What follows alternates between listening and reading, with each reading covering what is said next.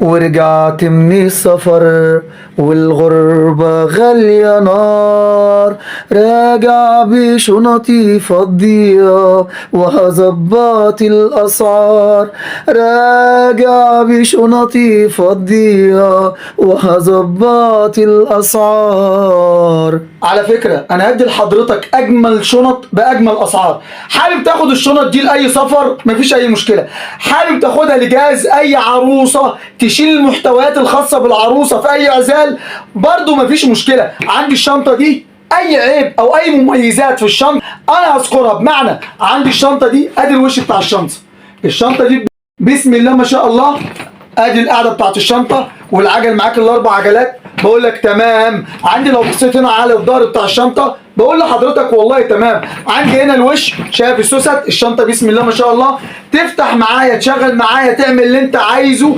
الله اكبر، سليمة من جوه من الداخل، سوستك كل حاجة فيها سليمة. عندي لو جيت بصيت على الشنطة من الداخل دي مكوى مالناش دعوة بيها. عندي هنا لو بصيت بسم الله ما شاء الله الشنطة بتتكلم عن نفسها من الداخل ومن الخارج. طب يا عم مصطفى ايه هي الاسعار؟ شايفين الشنطة عاملة ازاي من جوه؟ شنطة حضرتك او حضرتك بسم الله ما شاء الله تشيلها معاك تقول لي يا مصطفى الشنط دي في منتهى الجمال. طب الشنطه دي عامله كام او ايه العيب اللي فيها؟ عندي هنا المفروض اللي ليها هنا يد بتترفع، لكن اليد دي مش موجوده مكسوره. ده العيب اللي فيها، ده العيب اللي فيها، لكن هي ما فيهاش اي حاجه. السوسه بتاعتها كامله والشنطه بسم الله ما شاء الله حاجه في منتهى الجمال وحجمها كبير وتشيل زي ما حضرتك عايز. طب دي سعرها كام؟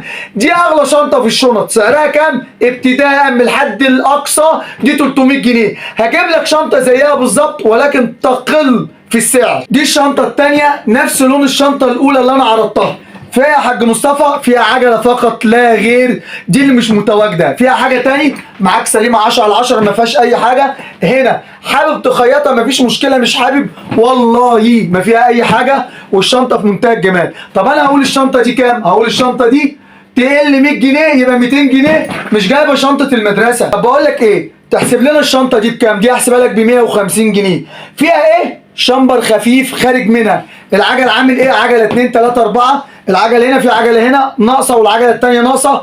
اقسم بالله ب 150 جنيه مش جايبه اصلا الشنطه بتاع الحضانه يا ناس. يا اخي شوف لنا حاجه رخيصه، انا حاجه في سكه كده 100 جنيه هشوف لك ما تزعلش نفسك. عارف الشنطه دي ما فيهاش اي حاجه، العجل بتاعها كامل. طب ايه اللي فيها يا حاج مصطفى؟ هو الظهر فقط لا غير، في خبطه هنا بسيطه. تشيل معايا ملابس والله العظيم، تشيل معاك خزين، تشيل. سعرها كام؟ 100 جنيه يا ناس. دي تجيبها ب 100 جنيه والله العظيم ما تعرف تجيبها ب 100 جنيه. دي تجيبها ب 100 جنيه بقول لك والله العظيم ما تعرف تجيبها ب 100 جنيه. اي مميزات او اي عيوب انا هذكرها لحضرتك في اي شنطه. يعني انت عايز تقنعني انك تجيب دي ب 70 جنيه مش هتعرف تجيبها ب 70 جنيه. ايه العيب اللي فيها يا حاج مصطفى؟ كل حاجه فيها سليمه. ادي العيب اللي فيها، الخبطه اللي تحت دي تتدلى باي شيء، لكن انا ادالك اقسم بالله ب 70 جنيه مش فلوس. عندي لما تمسك اليد بتاعتها كله شغال فيها. طب تاخد دي مني ولا تاخد دي؟ عندي الشنطه دي بتاعت اي دكتور او انت تحط فيها اي اوراق وسليمه 10/10 وليها رقم سري يا ناس. طب دي بكام يا حاج مصطفى؟ الشنطه دي بسم الله ما شاء الله الله اكبر، فبر من الداخل، حاجه تحفظ الاوراق لحضرتك. بكام؟ دي ب 150 جنيه. طب تاخد مني الشنطه دي سليمه 200% ما فيهاش اي حاجه ولا اي عيب، تاخدها مني ب 150 جنيه. ولا ايه رايك تاخد الشنطه دي بسم الله ما شاء الله ماسكها اهي من اليد بتاعتها ما فيهاش غير رجل فقط لا غير ولكن هي سليمه، تاخدها مني دي ب 150 جنيه. ولا تاخد مني الجامبو الحجم الكبير اكبر شنطه فيهم، دي تاخد 6 افراد داخل الشنطه. ايه بقول لك والله شايف الشنطه انا مش عارف امسكها، كبيره جدا يعني فيها كده متر في حوالي 80 سم، يعني تحط فيها بيت كامل اسره كامله.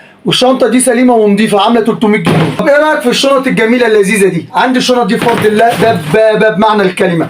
يعني ايه دبابه؟ عندي دي صاعقه، حاجه تشيل فيها العده الخاصه بيك، حاجه بسم الله ما شاء الله الله اكبر صلابه ومتانه، حاجه مش قادر اقول لك غنيه عن الوصف. طب دي بكام؟